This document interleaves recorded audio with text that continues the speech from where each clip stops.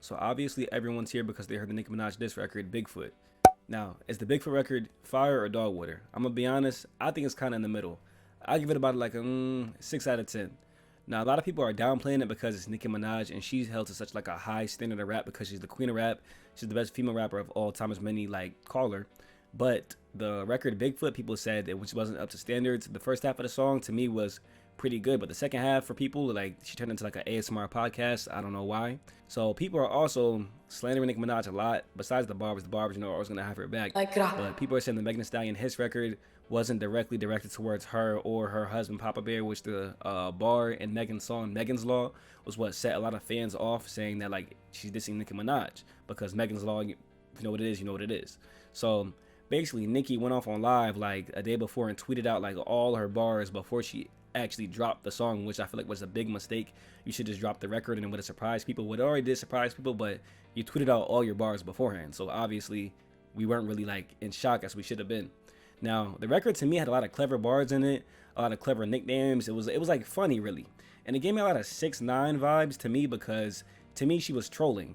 And a lot of people don't think she was trolling. A lot of people think she was being serious. That's why they don't like the song. To me, it was giving Roman. That's what Nicki Minaj's alter ego. So basically, to me, Roman was speaking. Roman was trolling in the song, and Nicki Minaj said she got like 4 more on the way, and she's gonna drop those afterward, or if Megan Thee Stallion responds per se. But I don't know if I don't know if Megan Thee Stallion will respond. If she does respond, I think it'll probably be on her next album, which to me is giving snake theme because she had a song called Cobra. Now his is definitely gonna be like a snake type of theme album. Now I don't know what the album's gonna be about. Is Megan gonna respond on the album? Is Megan gonna respond like tomorrow or in a couple of days? Who knows? I don't think she'll really respond because Nicki Minaj does have a lot of pull in the industry. She is the queen of rap. She's friends with Drake. She's friends with a lot of people. She, even though people have said she's been blackballed as of like recently in her career, or blackballed or blacklisted from the Grammys and things like that, which she brought up multiple times in her diss Bigfoot, saying that Megan Thee Stallion has a lot of Grammys, but she has no talent. Now, Nicki Minaj herself, I think, has no Grammys. Even though we know Grammys are rigged, if you really listen to music and you tap into music, Grammys are rigged and it don't really matter. But moving on from that, Nicki Minaj did feel as if that Megan Thee Stallion was dissing her family with the Megan's Law bar.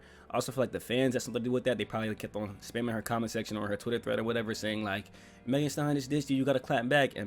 One thing I will credit Nicki with is she responded very fast, which I like. She didn't wait too many days, too long for people to stop caring. She dropped it when it was still like a hot topic, hot conversation, it was trending still, and she dropped it. Bigfoot.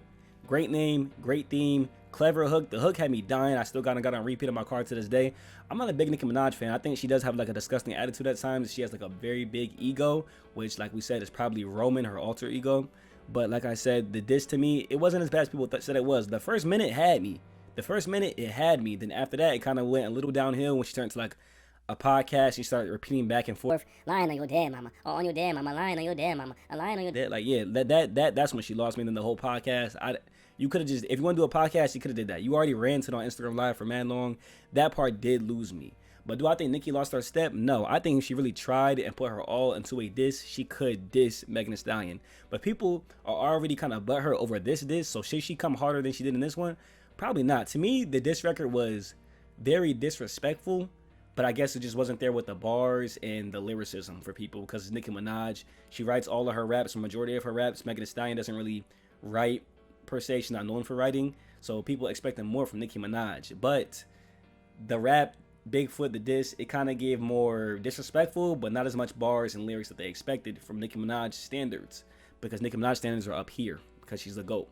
So therefore, a lot of people are upset that she clapped back as fast as she did when the bar wasn't directly mentioned at her. And people are also clapping back at her for talking about Megan Thee Stallion's passed away mother. To me, she didn't directly diss her mama. She was more saying like, you're lying on your dead mama. But she did kind of make fun of the whole dead mama thing. But it was more like, Megan Thee Stallion's lying on her dead mama and you're spitting on her grave every time you lie on her name. Which I understand because Megan Thee Stallion has been exposed for lying time and time and time again. And as a Tory Lanez fan, hey, trust me, I understand Megan Thee Stallion. To me, she's a liar. But that's not really the point of the video. The point is this doing it for y'all. So, like I said, the diss itself, to me, it's funny. It's not really a Nicki Minaj diss I would expect. I definitely thought she was going to come with like a whole bunch of bars. It was clever.